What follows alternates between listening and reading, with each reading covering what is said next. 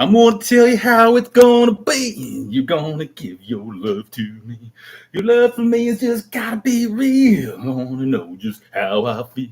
Love is love and I fade away. Just a boom, boom, just a boom, boom, boom. Just a boom, boom. Tell me just how I feel. And I fade away. And I fade away. Morning, folks, on the live feed here. No, if you're just turning in, this isn't the live feed. You're wondering why is this guy not doing anything? Just waiting for a second for a few friends to join in. It's 8 o'clock my time in the Intermountain West here on Wednesday, the 15th of December, and I'm still pouring my hot water for my coffee. Today we're going to be discussing the paradigm shift and how to grow some landrace in your own house or backyard or at your commercial garden because they're different. And we're going to start out, though. I'm pouring my coffee. And let's see, I got a little fire over here and a little mule fat. A little smudge of the mule fat. Here's something. So ancient cultures use smudges for all sorts of spiritual practice and the concept of burning herbs to hold in our thoughts within the smoke and carry it to the prayers to the universe or whatever deity that you might have in your mind. Because we're all one thing, but this is just kind of a tool. It also, scientists shows that smudging these herbs that we use literally as a bacterial sterilization process. And so when I say these get rid of the evil spirits and bad ghosts, it literally is getting rid of things that we can't see that make a huge difference in our day-to-day health and stuff. So our biome is made up of massive amounts of microbes as well as our human genetics, right? So this one's mule fat. It's sorry, I don't have the Latin word for it right in my top of my head, but it's one of the chaparral species in Southern California. Mix. It's not necessarily a soft chaparral, and I don't think of it so much as a desert chaparral, but a mid-elevation, intermediate temperate chaparral. So that goes on the shell, and the other is I need to calm my head a little, and get my thoughts together. And since we last spoke, I cleaned it. Little Dr. Dream All Cure to start with this morning. And Dr. Dream All Cure, again, 26 land races collected by my my mentor, and he traveled the world, did the hippie trail thing from early 70s to mid 80s, and he interbred stuff until he was busted by the feds on his farm in Virginia. He ran the Virginia Normal, and he had a program where in Charlottesville he would set up and had something called Shirts for a Purpose that funded Normal. All the T-shirts he had the wherewithal to set up a not-for-profit, and he and a few other folks would educate people in the mall on the university in Charlottesville and sell T-shirts that had like George Washington smoking or with some pot leaves and life, liberty, pursuit of happiness and things like that for the little symbols on there. Pretty cool. I'd like to institute those T-shirts and all. This is some let's see, can never see outdoor Dr. Dream All Cure. This is grown indoors. It's like all white and frost covered when you use a hydro system. Cost of producing that versus other things. I don't do that anymore. And this still, instead of a half a hit, I can take one hit and it takes care of the process. Agarwood. I haven't used any agarwood. Yeah, Shirts with a Purpose were way dope. I'm gonna hit up his old girlfriend. Might still have some of the screens and stuff or the designs. I'm gonna puff this real quick, and we'll get on the topic.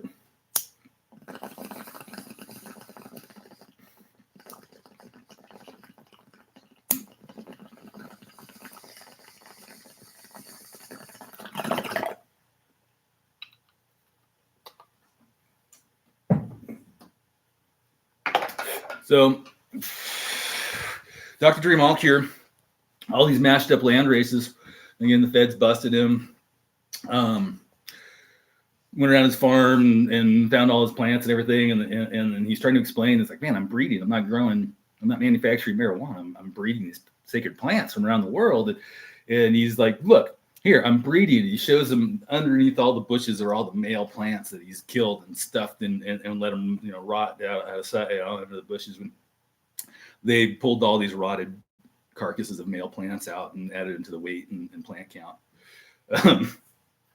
Just like took apart his whole house, and he had an old 1600 tan hewn Virginia farmhouse.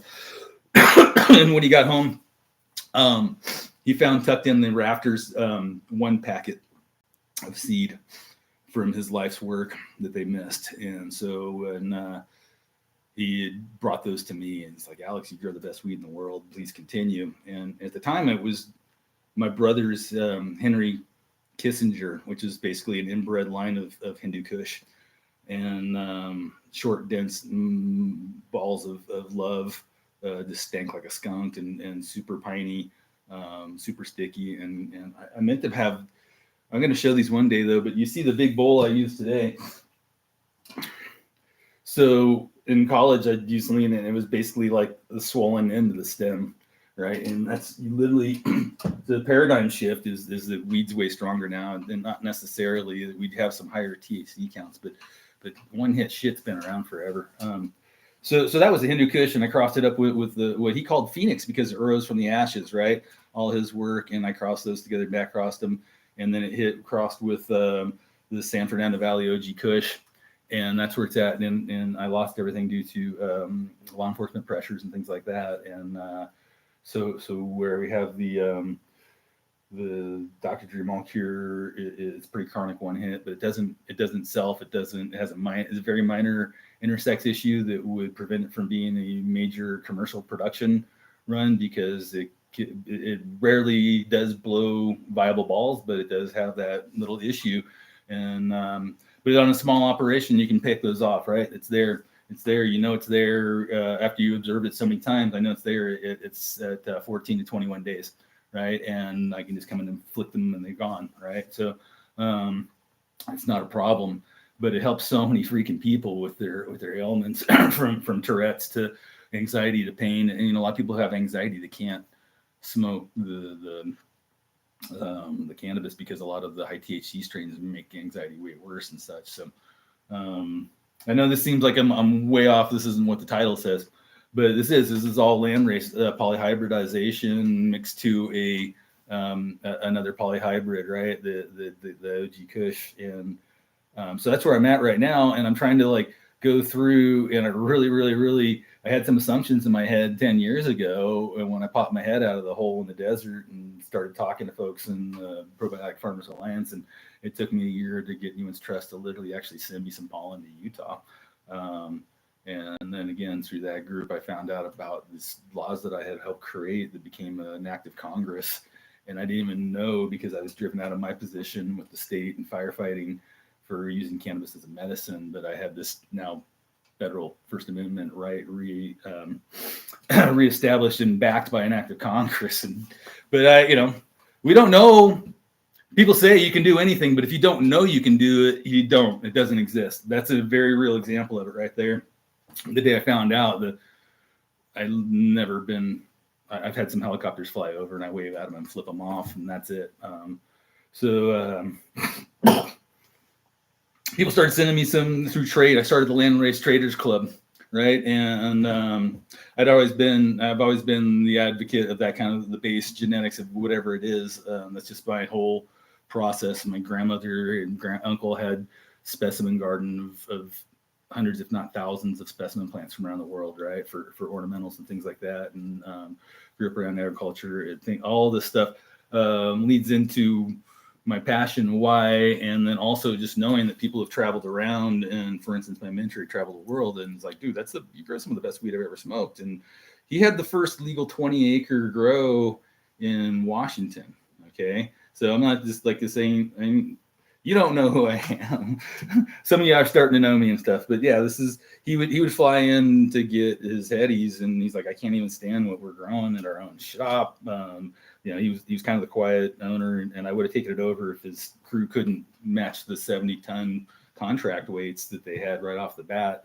But they managed to do quite fine. But again, he's like, man, I don't like the commercial stuff. And he was coming back to me, and I was setting him back up with seed stock again, because through friends of mine I taught the farm here in Utah, young kids who I incubated their organic farm and stuff, they set me up and turned me into this group in PFA, where I started just teaching. And then I find out that wow, I created these laws in Congress. Okay, I have a First Amendment right. Thank you. And this is kind of that whole law of attraction and karma shit rolling around, right? But so through that group and teaching, we started up this side group out of PFA that was the Landrace Traders Club. And through that, we had an excellent, and this is how fringe it is, right? The PFA would have 50,000 people wanting to learn how to grow organic, but we only had 1,000 people max in the Landrace group, right?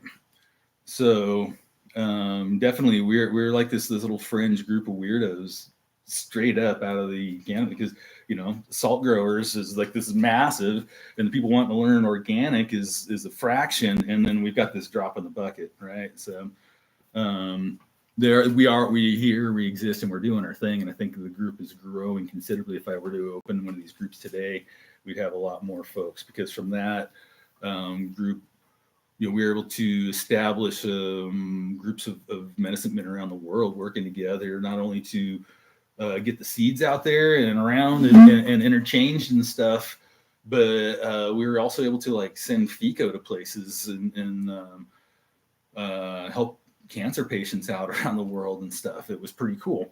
And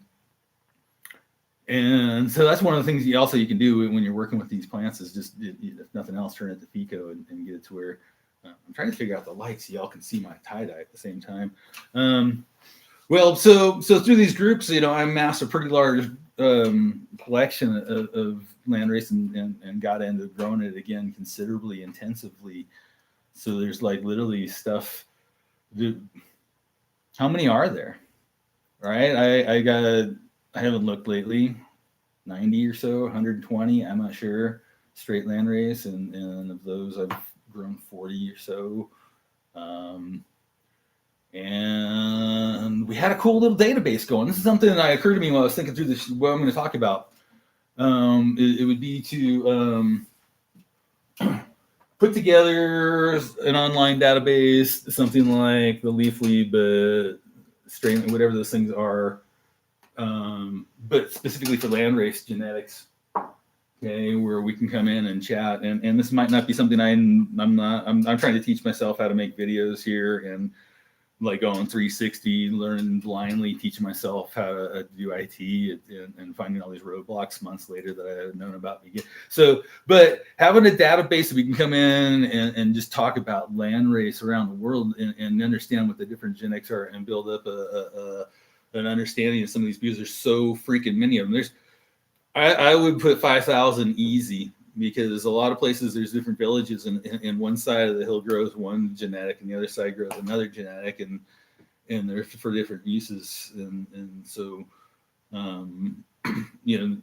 definitely we see that in these different villages and stuff in the Balcheristan, if I say that right, that it was around, shows us, and the Pakistani Land Exchange folks on Instagram.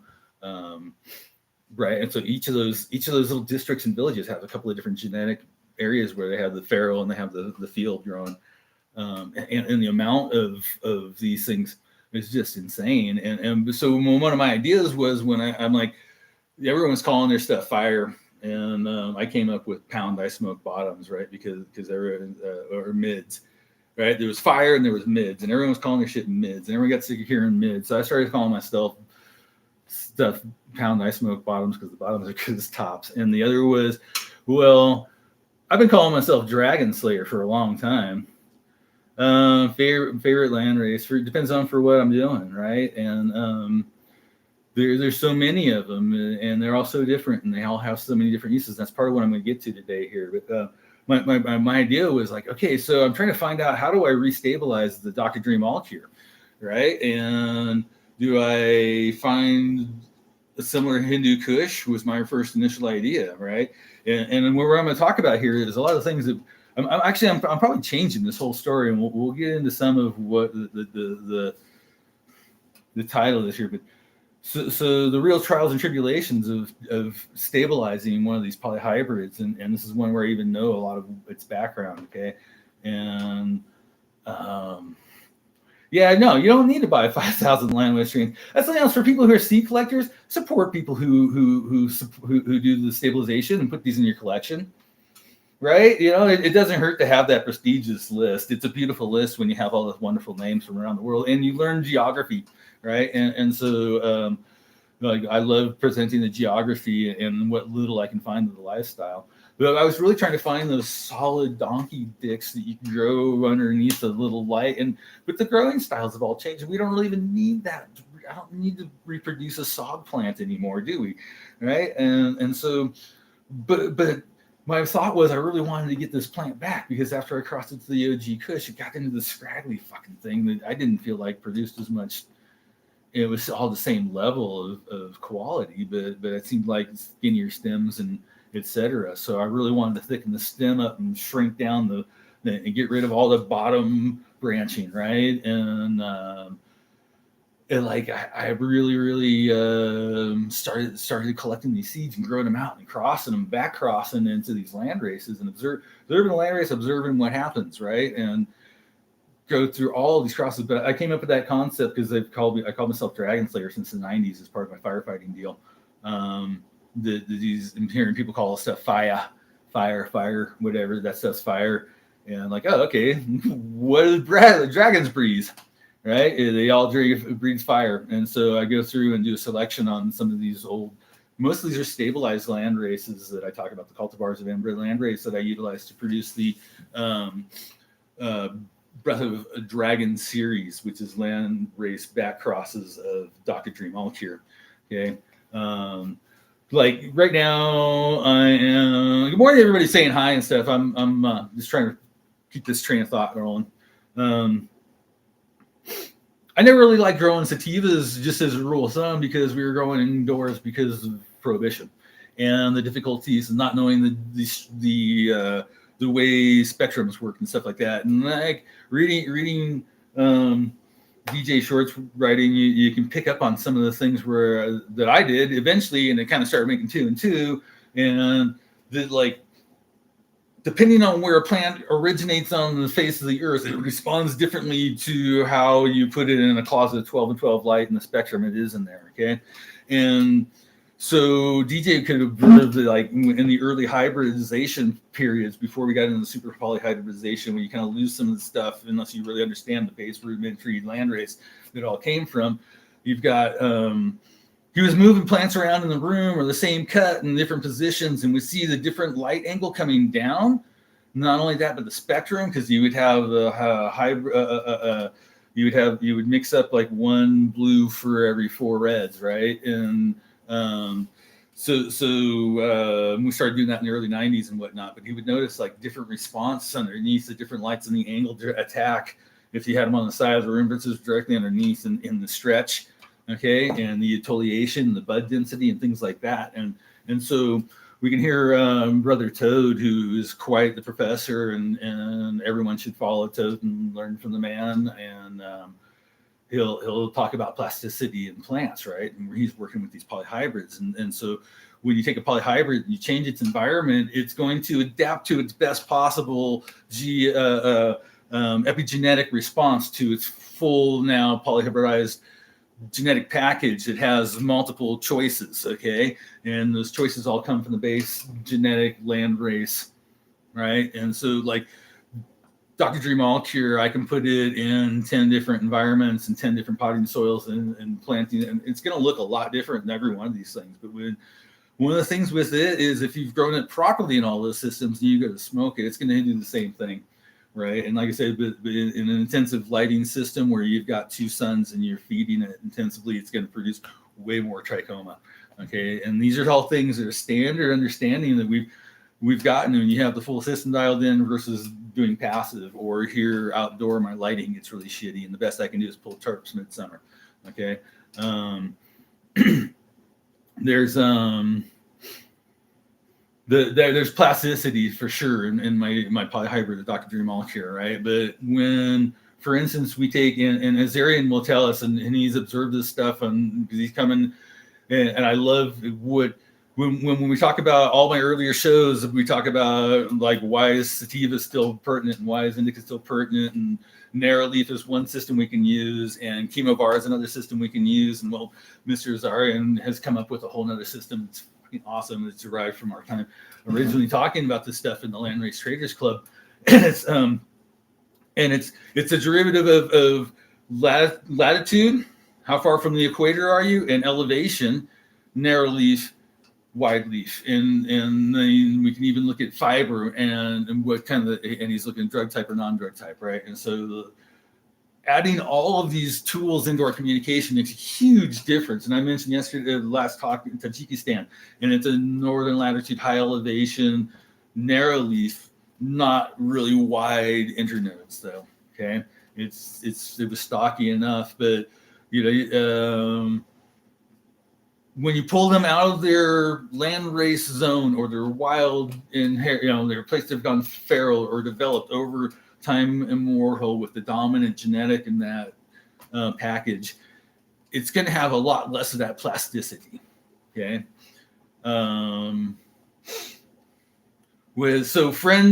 Friend who's a professor moves to the tropics with his wife, who got a job in the Virgin Islands there teaching, and he took plants that grew short, stocky indica here, polyhybrid seed, and took them with him into the tropics, and they all grew long, stretchy, and small flowers. And he was like, dude, you got to move down here and help all the local farmers, because they basically got to import stuff from St. wherever, and everything comes from so-and-so, and everything's polluted. And he was telling me the story before I really understood a lot of seeing this global stuff that we understand from.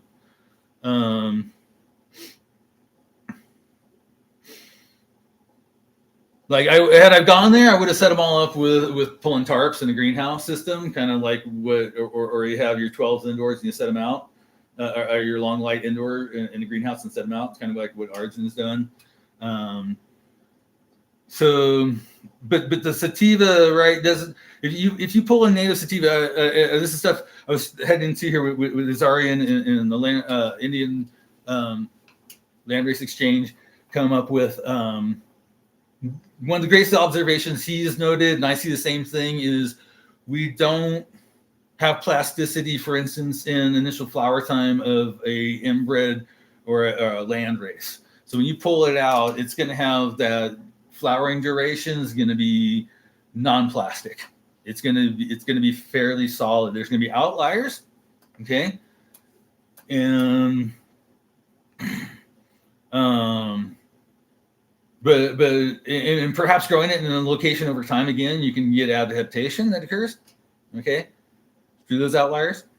But when we breed and we're going to select, we can select those outliers, right? And so, shit, I'm shooting myself. I lose track of names sometimes. And there's a fella, and maybe he'll come to me later. I've mentioned him before, but I think he's passed on now, and I got a hold of what he calls it's a 65 day. Malawi Gold, okay, and he bred that down by selecting those outliers from the 120 day. He found one that clouded up a little earlier, okay, and he went through and he found another one that clouded up a little earlier the next time, and he ran for 12 generations to bring it down from 120 days and have it down into 60 to 70 days. Okay, so that's by selecting, running enough seed, and your normal is that 120 days. You got something that will take a little longer, maybe less, but you can have something that'll finish shorter over here on your bell-shaped curve, right? I really got to get a streamer and put graphics on, whatever. So knowing where your base genetics come from in your polyhybrid, if you can trace them back, which you can usually trace them back, and then it goes to unknown, right? And so either that or it has a base landrace genetic. And the unknown would be whether there's a bag seed or something like that. Is just a euphemism. because people say bag seed is a bad thing. So yeah, this year it almost sounded like I'm promoting regular modern bag seed in my last show, and that's not really so much that you can do that, and people do that. But I was talking about like back in the day, all we had was Landrace getting imported, or people traveling around to find those, and that's where those original bag seed came from. So like when somebody travels today and gets a bag seed while they're traveling, that's a lot of some of my origin Landrace stuff as well. I use a lot less of I have bag seed from the 90s, where old hippies older than me would come up and say, "This is the best shit I ever fucking smoked. I've been holding on to it for years for you to find you who know how to grow and do it." So some guy up in Alaska, I can't think of his name right off either, who pulled off that 50-day stuff. Zone 7B, yeah. So that's not in the top of my head right now, buddy. I apologize. I have to look at a map. We become cyborgs. I used to have all. I can tell you that one.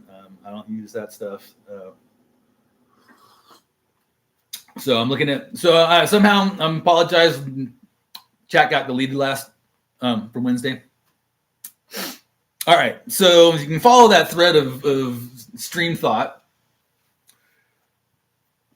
We're going around the world. I'm trying to match up my very plastic Dr. Dream All Cure into something that isn't going to hurt me and it's got those big solid chunks that I was looking for. And I'm starting to grow all these plants again, right? Because I had only so much access over all these years. Once I moved out here, I'm like hiding from the man completely, especially after I got driven out of my own firefighter job for having utilized cannabis for dealing with my broken neck pains and spinal, whatever. That was 99, long time ago. But all I had was the shit my brother hooked me up with, who was growing for Snoop Dogg in the 90s, right? Some chronic. It was Hindu Kush, right? And so again, it's all boom, boom. I've ran hundreds and hundreds of cycles, and literally I stopped counting over 200 cycles. The higher now it's over 1,000 cycles of growing plants. So again, I'm saying before I went freeform, I didn't like growing sativa because you don't stretch indoor, right? And keeping the light, and you got that double half distance or half potency and distance equation. You lose half your light when you double your distance. And so I always like keeping my lights as close as you can get them without burning to maximize production. And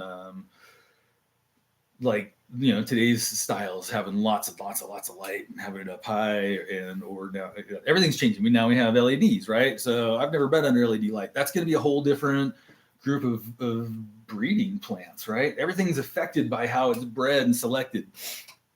And so for years I was really just I understood them, and it's not how like the spatial or pain in the butt to the available lighting systems I had, right? And so HID was a pain in the butt to grow a true sativa in because they stretch, and they truly stretch, and they keep stretching, and they keep. So like taking a wild Shilavathi, for instance, right? And you might want, and that's one of the ones I haven't worked out at all. I haven't tested the seeds yet, but there's Breath of the Brown Dragon with the Shilavathi, and it was a feral plant that was, and these plants, but it was a feral, not a native wild, right? So this is stuff that had been grown in Indian culture and stuff, and then it gets wild because there's seeds in the plants, and it gets birds, whatever. But Nazarian picked a great one. He's like, "Here, I'll go see what you can do with this." And he shows it because the colas are like my freaking arm. There's these massive, and I've used it for hybridization as well. People love it. It's like when I had it grown, it's like ugly 1970s furry bush style from High Time Centerfold, the same as this penthouse wasn't shaved yet type, looking like me. And there's everybody who I had as a patient for pain and whatnot, old skier types, was begging for that stuff, and I had to dole it out because there's only so much of it. So that's one that I really wanted to figure out and incorporate. In the first run of seeds, the majority of everything hermaphrodites, right? And so this is kind of getting back onto where I was going to start teaching about how you grow this stuff and how do you select it. So the very first thing is you get this wild seed and you plant it and grow it. If it pops and grows, I mentioned that sometimes the stuff that's been truly wild for a long time might not actually sprout in your water or soil environment or whatever it is. There's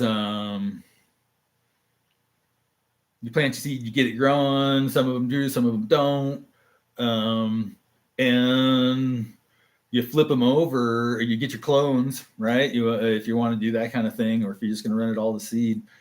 But the stuff will start growing. These sativas just take off, and especially if you don't have dominant blue spectrum light on the system. Okay, now you can even remove your reds out of there to help keep it down. But this is one of the huge, what some people will call golden nuggets I'm dropping here, is growing this stuff indoors if you need to, is that elongation, the elongation is accentuated through not having the exact same or proper lighting spectrum and intensities. So that shit just will keep stretching and keep stretching. And literally, you can end up getting internodes that are 18 inches, 2 feet and stuff on your sub branches and stuff. So doing the heavy bottom prune is huge. Pinching the tops, literally pinching the stem, crushing it, 90-degree angle, right? You grab it and you pinch that stem, it's hollow and it breaks, and then you can fold it over 90 degrees from where you pinched it, right? If you try and just snap it, it'll break off, which doesn't hurt either. You can leave the bottoms and break the tops off, okay? These things have these really long cycles before they get to flower and go in and everything. And if you're looking at them each other as a relative to each other, and you treat them all the same and observe how they react, you're going to get a wonderful reading as to how they relatively work, right? Not relative to anything else. You're not comparing these things to anything else other than themselves, right? They're their own thing. So you get these super long strands. So you can bend things over. You can let them grow up past the light and grow and bend them back down in and fold them into themselves. You can tie them down. They're highly pliable that way. And when you get into these sativas, okay, and here is a proper use of that term. These things, freaking, they're fibrous and they stretch, and the light has a massive effect on it. So humidity can affect them as well. Slightly drier VPDs can help keep the stretch down a little bit.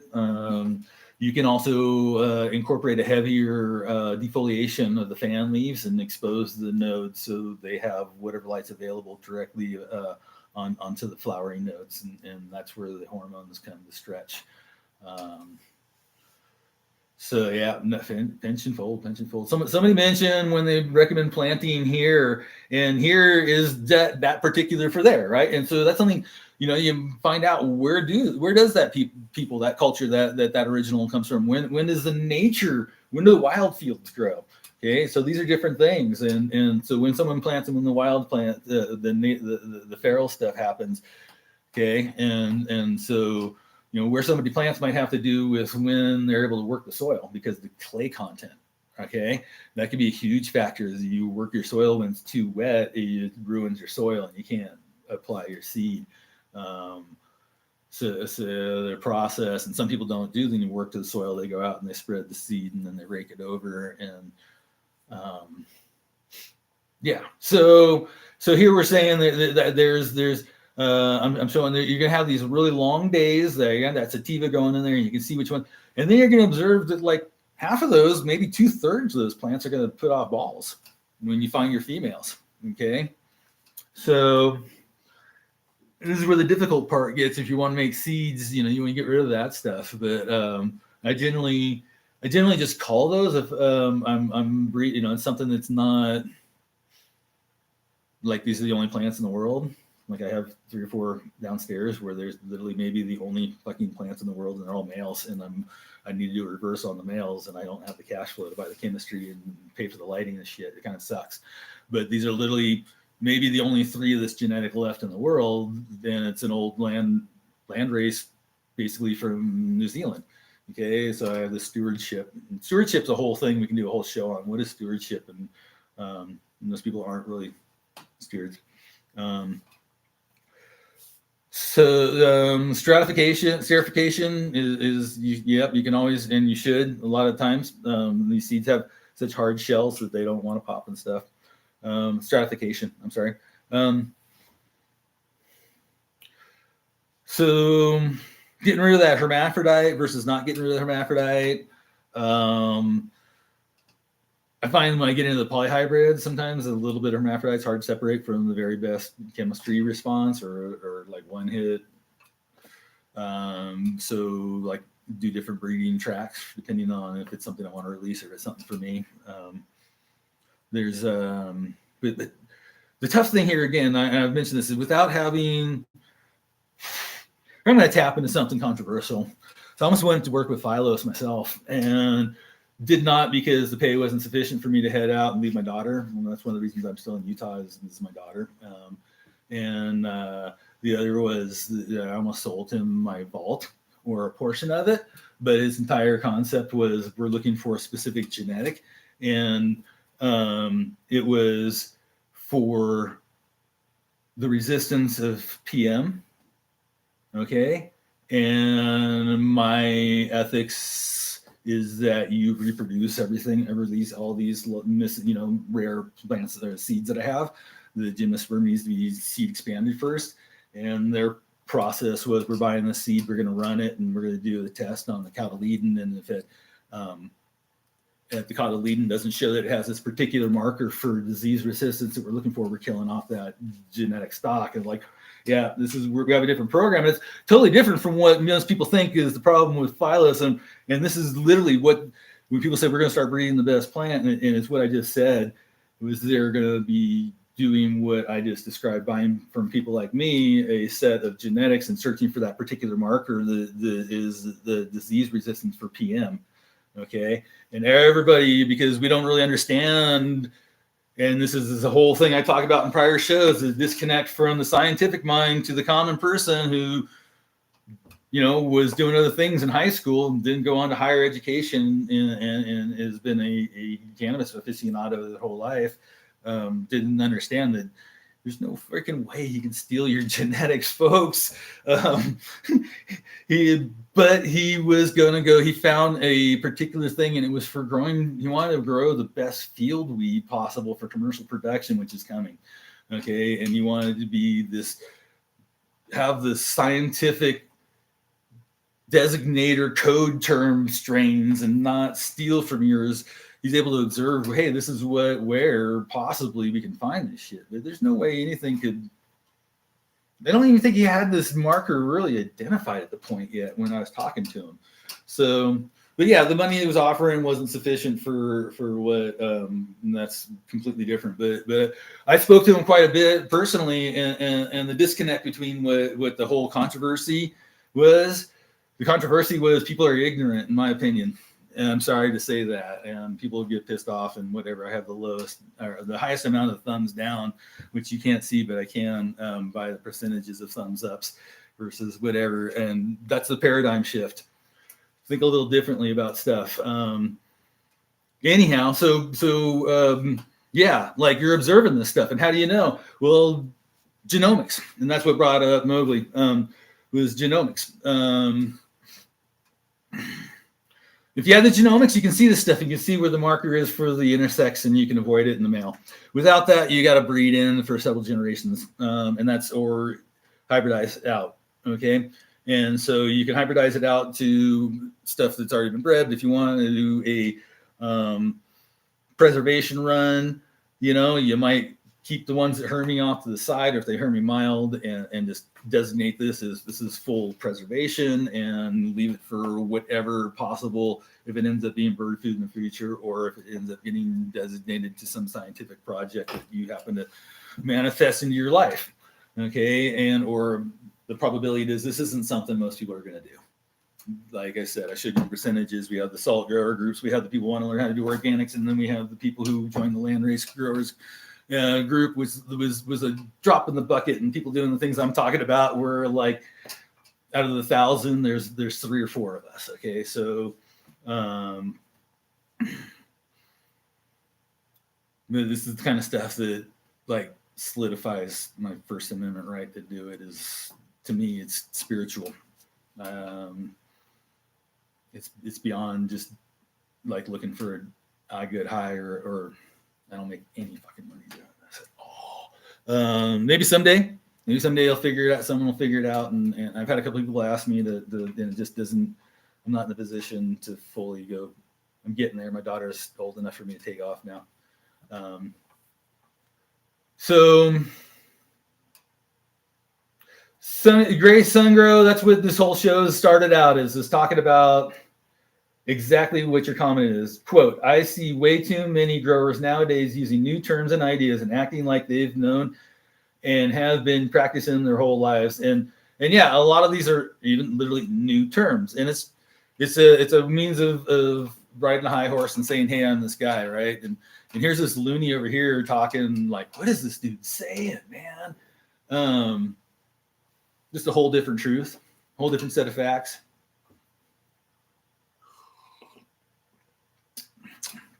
I've been woke since the day I was born.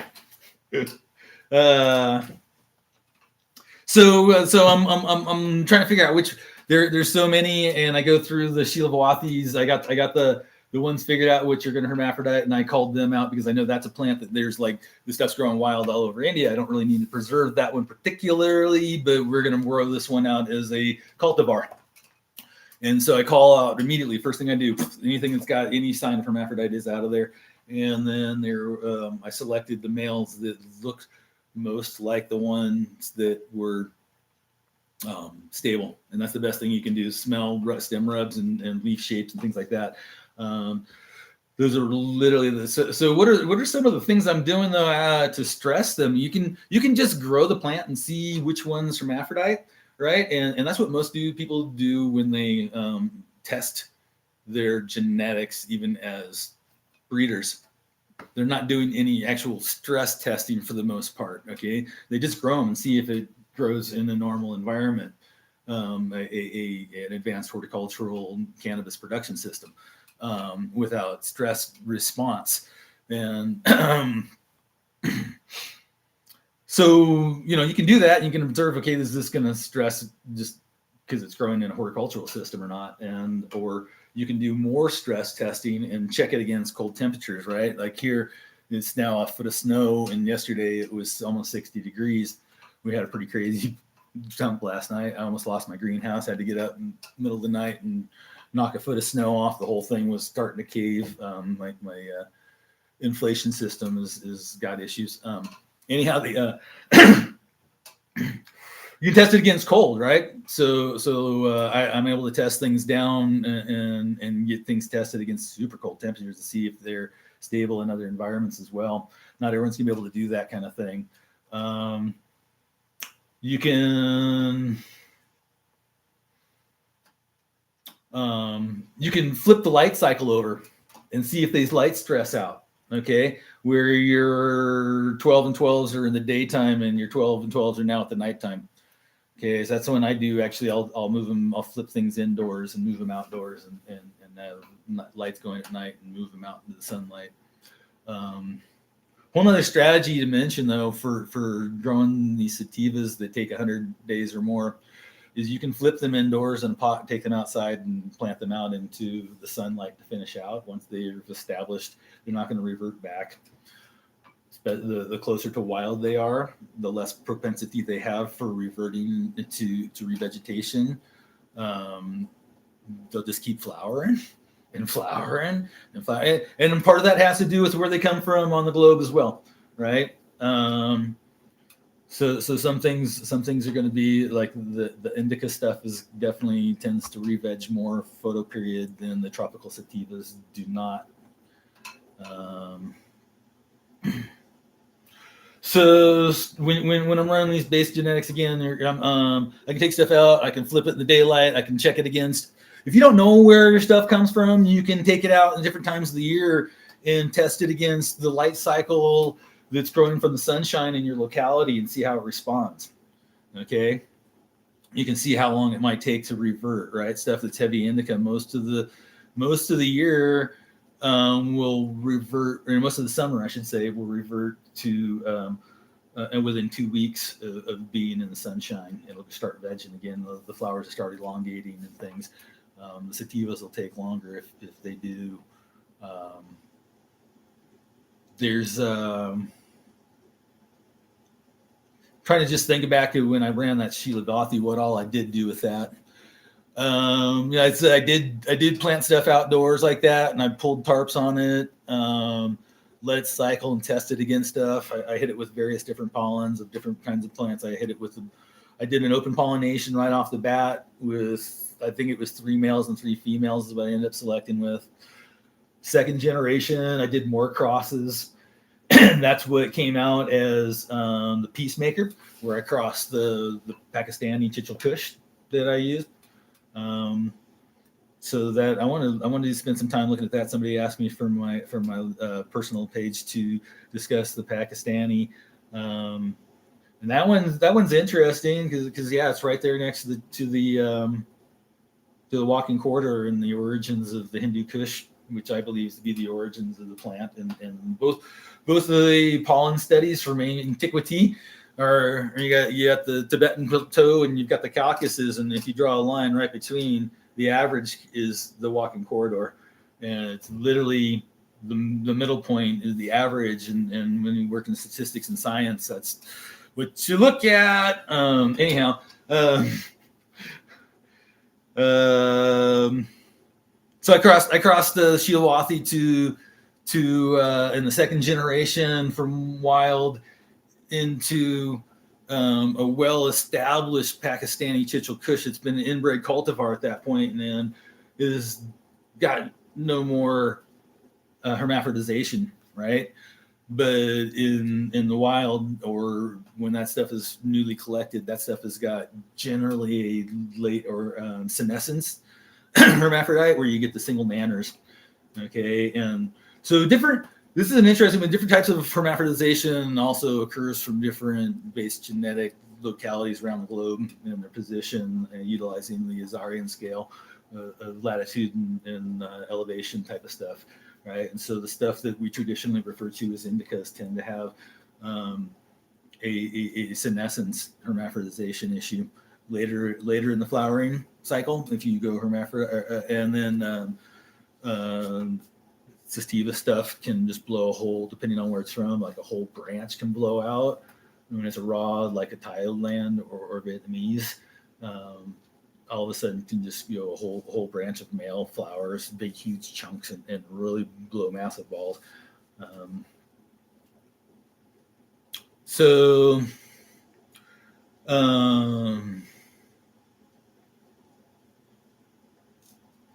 JS is saying he smoked some of the PCK this morning. The less purple pheno seemed a lot more trichome covered. Yeah, and traditionally, so in this is a typical base genetic for people breeding, and the purple does traditionally tend to be less potent and tends to taste like cardboard, and so you need to do a pheno hunt to find those perps that really do the good thing, right? And so one of the things I was saying, I want to research this. So I want to see who Cannabigean got his seed from. I'm not sure if they collected a senescence from the field or if they got it from someone else originally. But a whole lot of people have utilized that seed stock, and it's gone out in these different things, right? And so we all call it PCK, but the guy I got it from ran it 7 generations before I got it, right? And so here it is, second generation. I've run it and crossing it into. And so this is like seriously inbred line of a cultivar at this point. And that's why I started calling the stuff that I'm putting out that's more dominant, the Zakistani Kush. And the pun is so funny. This is local guy who did this art project calling a little micro country out in the desert Zakistan, and the Pakistani government tried to sue him. And so it works really perfect because it's all Utah. So yeah, the greens tend to be way more potent on the Pakistani, but the purple, when you get that to be heterozygous and putting purple into your breeding projects, it's like one of the most classic origins of the dominant purple genetic in your breeding. So and the purple tends to be less, and I tend to look for that strongest purple and then hit it with the green male when I did my progression, and that ended up being I took a side shoot that was just a couple of these mutant odd all purple, but definitely I'm like, these are the ones. These are the ones, and produce the Zakistani. So I'm going to keep having like an open pollinated PCK line, but the Zakistani is going to be an offshoot where it's a dominant purple line, right? Real Seed Company, I think that man is proper. Got his thing on. There's plenty of us. I'm going to do a show where I just talk about all the different guys doing, and I'm not sure how many gals there are. I noticed in the statistics there's 1,000 views, and it said I know there's some women who watch me, but it has a 0%, 100% male followership between 23 and 55 is my audience apparently. Names slipping me right now, but yeah. Pakistani, Chush, so Zakistani, but back in my second progression of both of these, I hit them together, right? And so that's the peacemaker, and because India and Pakistan have been going forever, and it's showing what they are together, and people are really enjoying that. That's something. So here I'm thinking about multiple things when I mix those two up, right? And this is sativa, these tropical sativa, hot weather, high, closer to the tropics, high humidity bearing. They tend to be open flowers, elongated, right? And describe how that thing just stretched right past the lights, and they got to fold it over and pinch it and stuff like that. This isn't the only sativa I've grown, but this is the most extreme one. So I'm describing it for best, worst case scenarios. The flowers are open, they're foxtaily, not necessarily bag appeal, but an awesome for making a charas, awesome for making a cream. And then you can also roll these things in doobies, but they're not what we think of. And so most people use a chillum over there, right? Or they're mixing it with tobacco and a paper maybe. But they don't smoke it the same way we do in the States. And even when I first met Europeans and they handed me a chillum, they showed me this killer crystal nugget green. And I was in California on a trip back there. And they're like, oh, nobody knew what a chillum was. I'm like, I know how to chillum. And they handed it to me. I didn't see them stuff it full of tobacco, and I almost fucking died because I was 2 years off of tobacco. So different people do this all differently, right? But for the stateside, that big open foxtaily arm-sized cola wasn't necessarily what people are looking for, or the standard traditional. Now I'm preaching that's the perfect hash plant these days, and I continue to learn and evolve as well, right? But I'm looking at it just going, well, I know people growing up north, they need the rotten resistance, right? And the stuff that's developed in the tropical zones, the more moist, the places that have monsoonal rains, they tend to have more disease for rot resistance. Okay, and part of that is the structure, that open structure. Okay, part of it though is a long-term selected chematography that occurs that develops into what we call now our terpene profiles. Okay. Same thing, but different pressures occurs in the northern latitudes, higher elevations. Okay, but so they're usually drier, and they have developed zero resistance to mold pest pressures. Okay, so when you take, for instance, Pakistani generally is not very super rot resistance when your buds get bigger than 2 inches. The Hindu Kush, all of the Afghans, all of these things have a high propensity, if not lean towards bud rot issues, especially if you do not hybridize them into one of these sativas. Okay, and this is all the base genetics where everything we have from today was developed this way, trying to figure out and balance these super racy sativas into that heady indica, right? And then back cross it over and mellow out that heady speedness. Okay, so these are all things as we can do again. We have access to the global stocks at any level of breeding you want these days. You can use it to back cross into super potent strains if you want, right? All this is viable ways of going about it. People are doing some of this stuff. I think A Seeds does do land races. He's one I would have named. Someone off in the chat there.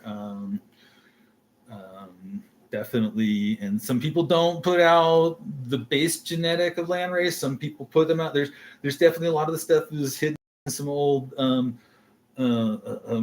There's some groups that have stuff that they kind of hold on to. Some of this stuff. So this leads into a whole other point that I hear some people say that this is quite the fact, and it's you're not going to get the exact same thing utilizing what we have now, or even if you go back and you have uncle's shoebox full of everything and it's all viable stuff from the 70s, you're not going to get the exact same results. You can go through that process and you can find the similar attributes, and you might get something very quite similar, but it's not going to be skunk.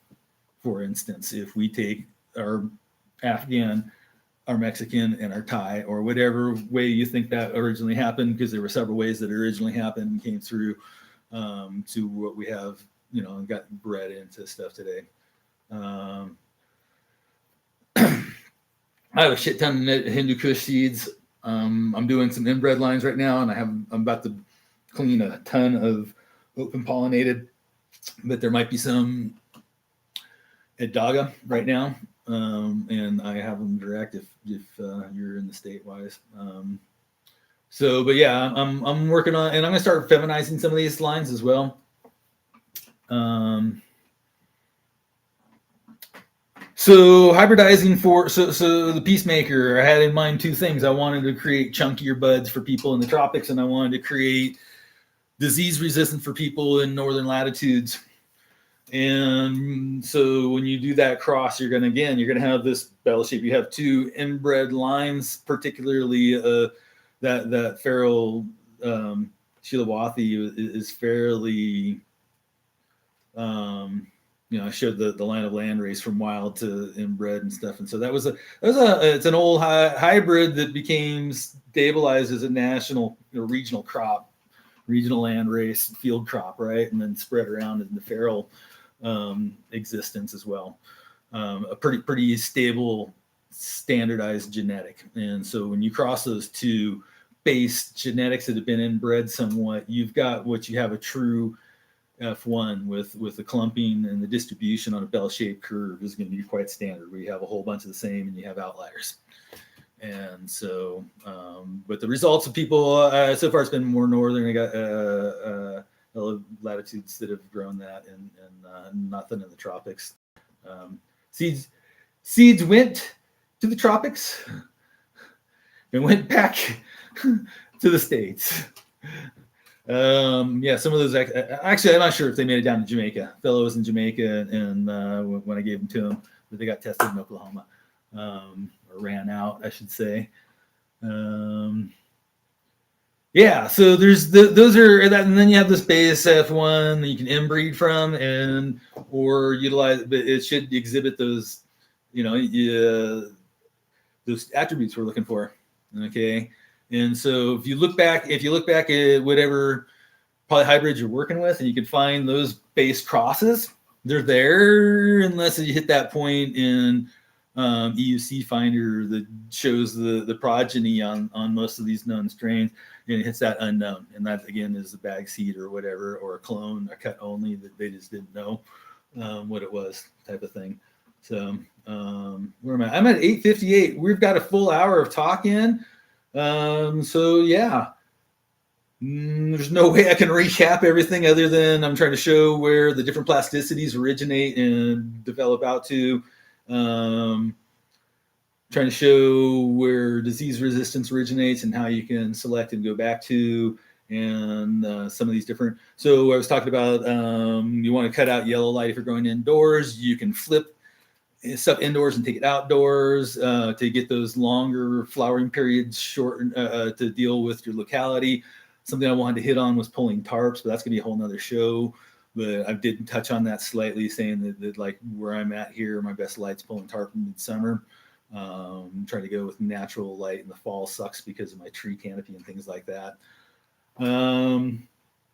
Appreciate y'all. Thanks for learning with me. And Peter, did you get a hold of my bro? He's got 4 days before he leaves. And yeah, I'm going to go ahead and shut this down in the stream. Boom. And we're going to end stream over here.